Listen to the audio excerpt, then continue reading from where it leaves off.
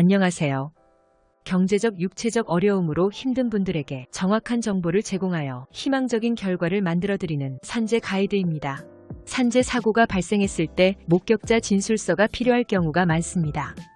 그러나 현장에서 사고를 목격한 동료가 그 사실을 부인하며 진술서를 작성해주지 않을 때 산재 승인이 어려워질 수 있다는 걱정이 있을 수 있습니다.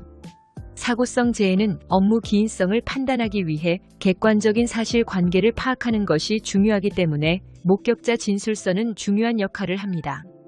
그렇지만 목격자가 없거나 진술을 거부하는 상황에서는 다른 대체 수단을 활용할 수 있습니다. 꼭 사고를 직접 목격한 사람의 진술서만 필요한 것은 아닙니다. 사고 당시 목격자가 없는 경우 회사에서 산재 사실을 부정하게 되면 문제가 될 수 있지만 이러한 경우에도 다른 방법으로 업무와 재해 사이의 인과관계를 입증할 수 있습니다. 산재 처리를 위해서는 해당 재해가 업무상 재해에 해당해야 하며 이를 판단하기 위해서는 업무와 재해 사이에 상당한 인과관계가 인정되어야 합니다. 이러한 인과관계는 재해 발생 원인이 업무에서 기인하였다는 객관적인 사실과 이를 뒷받침하는 의학적 소견에 따라 판단됩니다. 일반적으로 목격자의 진술이나 회사의 확인으로 이러한 객관적인 사실을 입증할 수 있지만 목격자가 없더라도 인과관계를 완전히 배제할 수는 없습니다. 따라서 목격자가 없더라도 다른 방법으로 인과관계를 입증할 수 있습니다. 사고 발생 당시 상황을 다른 동료에게 이야기했다면 그들의 진술서를 받아둘 필요가 있습니다.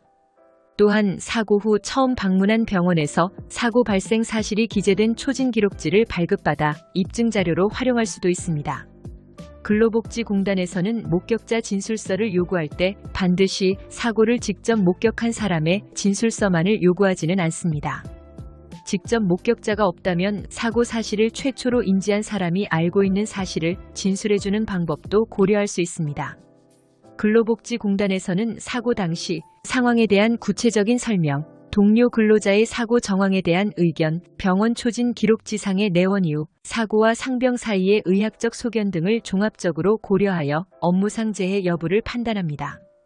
그러나 회사에서 산재 책임을 회피하기 위해 병원 진료 시 재해 사실을 허위로 진술하도록 강요하는 경우가 있을 수 있습니다. 이것을 받아들여서는 안 됩니다. 목격자가 없고 병원 초진 기록지에 개인적으로 다친 것으로 기재될 경우 업무 수행성을 인정받기 매우 어려워지기 때문입니다.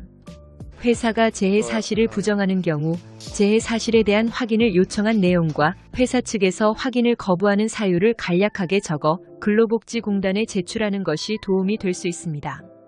이렇게 하면 근로복지공단에서 상황을 종합적으로 판단하여 업무상 재해 여부를 결정하는 데 도움이 되니 참고하세요.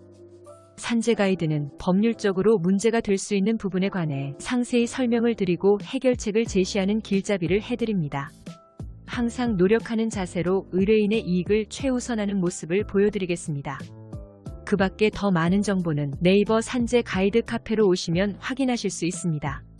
내용이 마음에 드셨다면 구독과 좋아요, 알림 설정 부탁드립니다. 더 좋은 내용으로 찾아오겠습니다. 감사합니다.